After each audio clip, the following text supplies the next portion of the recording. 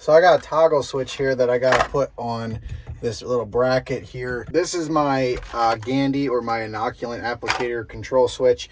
And we had one in here and one on the 966. Well, back in the summer, I somehow busted the one on the 966. So I stole the one out of here and put it on there, but I just ran to the hardware store. I think I got the right switch, but I'm not sure. So we're going to put it on here. Hanging up. Oh my gosh. Hanging up. Oh my gosh. I grounded it. This is why I'm not an electrician. It's on. It's in there. It's working. It flicks on and off. Getting some straw loaded up. But I figured while the hay market's pretty hot and the straw market's doing decent, I figured I'm just gonna get all this stuff moved out of here. I don't want spring to roll around and me still hope for 200 bucks a ton and only get 150. So I'm getting 200 bucks a ton for this straw. So I'm gonna keep hauling it while I can and get it out of here, get the barn cleaned up. We're into some of my better straw here. Half the straw was baled a day after it was harvested, and it's nice and golden, as you can see.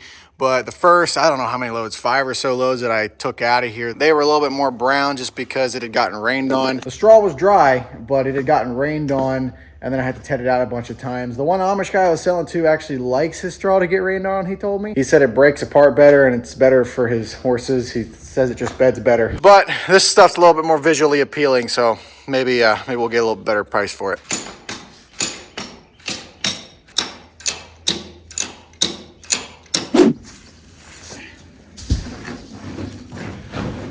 Sold the straw for $230 a ton. Honestly, a pretty good price. And I bought a load of hay for $250 a ton. So here's a load of hay that I just picked up. Kind of almost looks like straw, but it's first cutting, and first cutting can be a little stemmy. And there's some kind of bleach stuff here. It's still pretty good hay for first cutting. There's a lot of good seed heads in there, and you know, there's good grass in here. There's a trace of alfalfa in it. These are 55 to 60 pound bales. There's like 160 bales here, I think. It's a good stack of hay, and I should be able to move it out here relatively quickly. So let's talk hay for a second, and specifically differences in hay. In front of me, I have what I just purchased and hay that I made back in the summer. Third cutting and first cutting.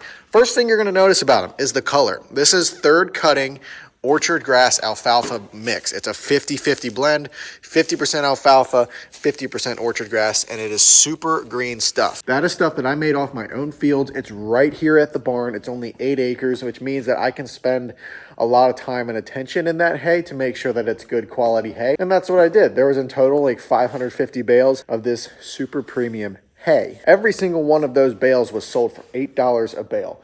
They are 40-pound bales, sold for $8 a bale. This stuff here is an auction buy. It is first cutting orchard grass hay with a trace of alfalfa in it. With first cutting, there's not going to be as much alfalfa. And with it also being first cutting, you're going to have seed heads. You're going to be a little bit more stemmy. As you can tell, it almost looks like straw in some cases. But there is certainly a lot of feed quality in here because there's plenty of green in here. And even these straw-like pieces, they'll still feed the horses. It's good, dry horse hay. These bales are 60-pound bales. So they're 20 pounds heavier than those other bales. But this hay, I also have priced at $8 a bale. The reason being is this is first cutting, it's lower quality hay. If these bales were the same size as those bales in the back corner there, they would be priced probably around the $7 mark, maybe $6.50, $6.75. But because they're big, heavy packed bales, there's a lot more bale in there than my smaller bales over here. They're priced the same. Now, if those bales back there were 60-pound bales, they would be priced $9, $9.50, maybe even $10 a bale because that stuff is premium stuff. This stuff is not as premium. Some might say $8 a bale for this stuff is crazy, and I'm never going to get that. But our hay market around here is pretty decent, and with this time of year, guys are running out of hay, both farmers and the buyer, and sometimes hay prices can do this number, which is what we're seeing. Hay prices just, you know, this time of year and throughout the season, they can spike, and even this stuff right here can go for a considerable amount of money. I'm selling this hay for $8 out of the barn, meaning that it is $8 a bale. If you come to my farm, you pull into my driveway and pick it up and pay me on the spot, that is going to be the cheapest way to get hay from me and from a lot of people, because there's much less labor involved in us, you know, handling these bales. Because if you come here and you want to buy 20 bales, it's going to take us 10 minutes to load up your truck, get payment, and out of here. There's not much labor there. It's going to be the cheapest. If you want it delivered, it's going to cost you probably 50 cents more a bale, plus a delivery fee. The delivery fee pays for the fuel that the truck burns, and the extra 50 cents a bale is going to pay for the labor that it takes me to handle these bales, because I've got to load my truck, I've got to drive to your farm or house or place wherever, unload it, and then drive back. And in some cases that could be a few hours, right? And so I need to be able to pay myself and still have some change left over at the end of the day. So I got me a load of hay loaded up here. This is the first load of hay that I bought at auction a couple weeks ago. Beautiful stuff, actually. It's really, really nice stuff. But I got to load it up here, the rest of it. And normally when I stack this truck, if I want a small load, I go 66 bales, which is 3 layers high. And if I want a full load, I do 96 bales, which is 4 layers high front to back. Well, I only had like 80 some bales left. So this load is a little bit wonky in how I'm stacking it, but it's gonna be all right. I gotta say, this is some pretty gorgeous hay. For first cutting, price I got it for, pretty nice hay.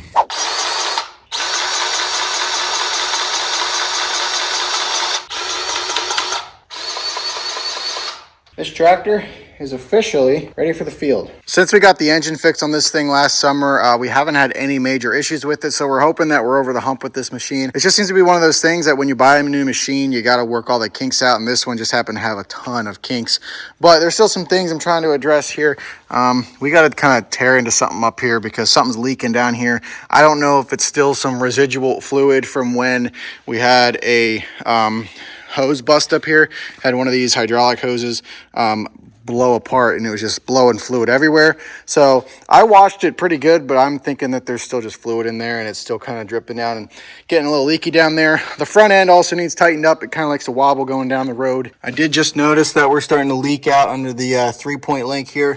We never use a 3-point, so I'm not too worried about it right now. But as it sits, nothing is leaking on the floor. I've tightened up everything on it, so there are no visual puddles on the floor. Don't mind that. That's a blob of grease. Like I said, hopefully we're over the hump with this thing. We don't have any more major issues with it, because I'm tired of having to take it to the diesel shop every year and drop $1,000, $2,000 on it to get something fixed on it.